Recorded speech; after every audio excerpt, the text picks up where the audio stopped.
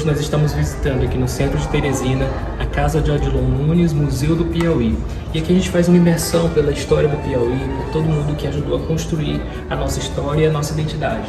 Uma das primeiras salas que a gente visita, dos primeiros espaços, é o espaço dos ancestrais indígenas. Aqui a gente tem representações de peixes fossilizados, animais, são os registros mais antigos da nossa história, né? As pinturas rupestres, que a gente tem aqui a reprodução de algumas dessas pinturas, como mãos que eram carimbadas nas paredes.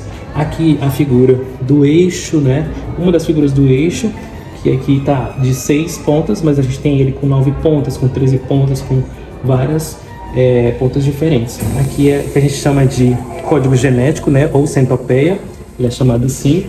E aqui algumas representações das etnias, né? Os Tabajaras de Nazaré, Ipi, Jaicós, Tucuns, são grupamentos indígenas. Esses aqui são peças muito curiosas, são machados de pedra. Esses machados tinham uns que eram usados como pedra lascada para uso mais cotidiano, para corte, e esses aqui, segundo algumas pesquisas, eles tinham um uso litúrgico, um uso ritual, que tem o símbolo da meia-lua, eram dados como troféus, né, aos guerreiros, aqueles que tinham alguma conquista. Esses especificamente são de Caracol, do sul do Piauí. Aqui a gente tem também símbolos circulares. Essa figura aqui representa um biomorfo. O que é um biomorfo? É um ser que ele não é classificado nem como antropomorfo, ou seja, homem, nem como fitomorfo, ou seja, como animal, e nem como zoomorfo, né, que é o animal, e o fitomorfo seria a planta. Ele é um biomorfo, ou seja, uma entidade que é um ser vivo, porém ele não se sabe dizer precisamente se é um animal, uma planta ou um ser humano. Então ele é uma entidade quase que mística, né? Praticamente uma entidade mística. E a gente tem a recorrência deles por todo o Piauí. A gente tem as pinturas em tons vermelhos e também em tons amarelados e brancos, né? A clássica cena aqui do culto à árvore, que já mostra a relação dos nossos ancestrais com o bioma, com a natureza. Então a gente tem aqui figuras masculinas, né, mostrando que era um culto feito por homens, e a árvore no desenho ela tem um contexto de destaque que apresenta justamente essa relação de divinização da natureza. Aqui os animais, algumas dessas pinturas elas eram sobrepostas, né? E essa sala aqui como um todo ela representa toda essa herança ancestral dos nativos. A gente tem as cestarias, que são patrimônios que até hoje são feitos, né? Foram absorvidos aí pela nossa cultura.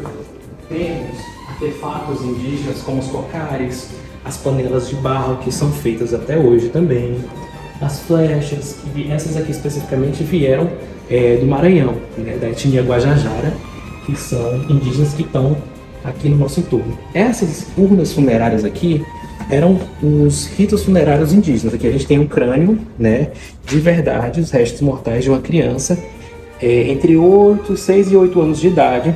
Ela veio lá do Parque Nacional de Serra da Capivara, no sul do estado, e eles eram colocados nessas urnas como se fosse um rito funerário mesmo, né? Então já mostra o uso da cerâmica pelos povos mais antigos do Piauí. Aqui os potes, né, onde colocava água, não tinha geladeira, colocava no pote, a água ficava geladinha e assim era a rotina. Os cocares e os maracás são artefatos utilizados nos ritos indígenas, e aqui os adornos, né, feitos com sementes, que também são de proveniência aqui das aldeias da região. Essas aqui são pedras que são encontradas em muitas partes do Piauí, né? Aqui a gente tem os machadinhos, como são chamados, e aqui a gente tem os pilões, né? São pedras furadas que eram utilizadas para bater ervas, para quebrar coco. Então a gente tem essas pedras polidas e pedras lascadas também.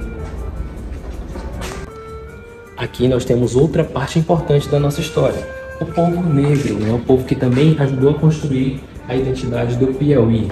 A gente tem aqui representações que remetem à ancestralidade africana e o nome de alguns grupamentos quilombolas.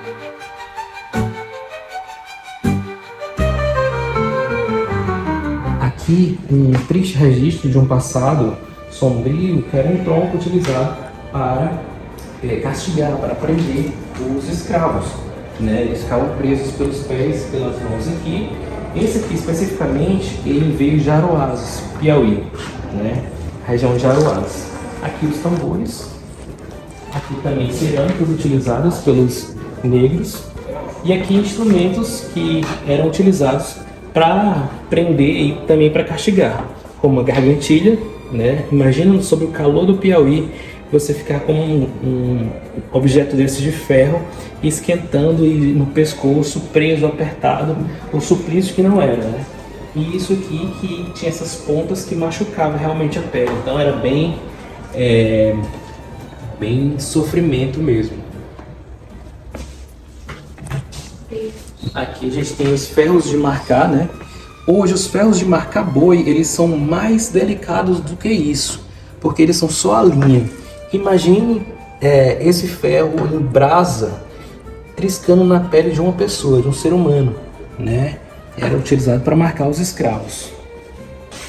E ali essa gargantilha tinha esse sino, porque nas viagens, nos deslocamentos de uma fazenda para outra, os escravos colocavam, não tinha como ele se esconder, ele ficava com a gargantilha, porque onde ele fosse, tocava o sininho. Então, já sabiam que ele estava por ali. Mesmo que ele se escondesse, o sino tocava e ele não tinha como desamarrar a sua gargantilha.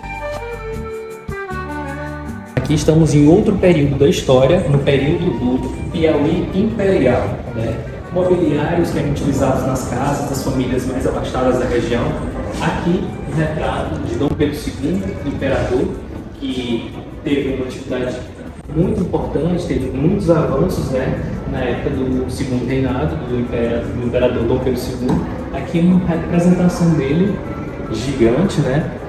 E a época do Piauí Império foi a época de grandes avanços e muitas famílias vieram se instalar aqui nessa região do Piauí, do Maranhão, e aqui alguns registros, né, dessas louças, essas peças que eram das famílias mais ricas da região que vieram para cá.